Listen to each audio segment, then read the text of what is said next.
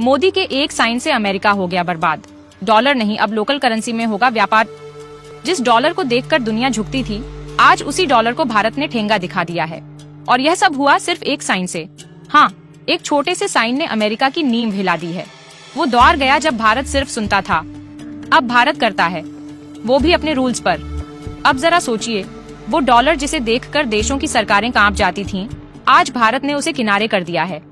और यह सब ऐसे हुआ जैसे कोई फिल्म का क्लाइमेक्स हो। बिना कोई बम गिरे, बिना कोई गोली चले, बिना कोई युद्ध हुआ। बस एक मीटिंग, एक टेबल, और उस टेबल पर प्रधानमंत्री नरेंद्र मोदी का वो ऐतिहासिक साइन। मोदी पहुंचे मॉरिशस, और वहां हुआ वो जो वॉशिंगटन की नींद उड़ाने के लिए काफी था। भारत और मॉरिशस ने एक समझौता किया। अब दोनों देश आपस में व्यापार करेंगे, लेकिन डॉलर में नहीं, लोकल करेंसी में। यानी भारत का रुपया और मॉरिशस की करेंसी सीधे इस्तेमाल होगी। कोई डॉलर का झंझट नहीं, कोई कन्वर्जन चार्ज नहीं, और सबसे बड़ी बात, कोई अमेरिका की परमिशन नहीं। और यहीं से शुरू हुआ वो खतरनाक गेम जिसकी आहट से अमेरिका कांप उठा है। लेकिन यह तो सिर्फ शुरुआत है, असली गेम अब शुरू हुआ है। मॉरिशस के बाद श्रीलंका, बांग्लादेश, रूस और यूएई जैसे देश भी लाइन में लग गए हैं। सबके सब भारत से लोकल करेंसी में ट्रेड करना चाहते हैं। अब अमेरिका के माथे पर पसीना क्यों आ रहा है, ये समझिए। डॉलर सिर्फ पैसा नहीं था, अमेरिका का सबसे बड़ा हथियार था। दुनिया में तेल खरीदना हो, टेक्नोलॉजी लेनी हो, दवाइयाँ खरीदनी हो, सब कुछ डॉलर में होता था।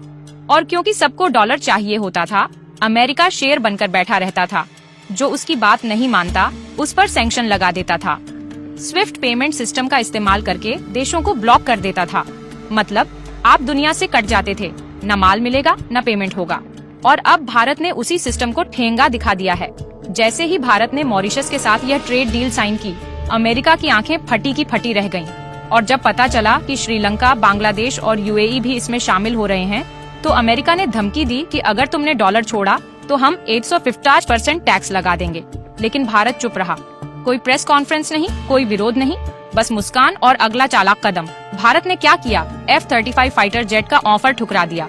अमेरिका बेचने को बेताब था, लेकिन भारत ने साफ कह दिया, धन्यवाद, हमें जरूरत नहीं। अमेरिका से तेल की खरीद कम कर दी और रूस से सस्ता तेल लेना फिर से शुरू कर दिया। लेकिन इसके बाद भी भारत नहीं रुक। अब तो खेल और भी बड़ा हो गया है।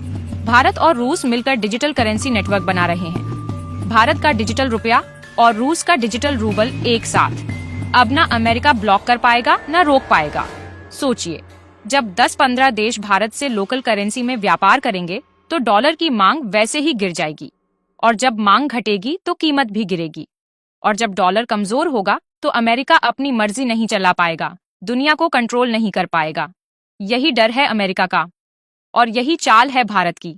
क्योंकि ये नया भारत है, जो सिर्फ दोस्ती नहीं करता, दिमाग और नीति से गेम भी पलटता है। और अब यह साफ हो चुका है कि आने वाले वक्त में भारत की विदेश नीति सिर्फ अमेरिका की शर्तों पर नहीं, भारत की शर्तों पर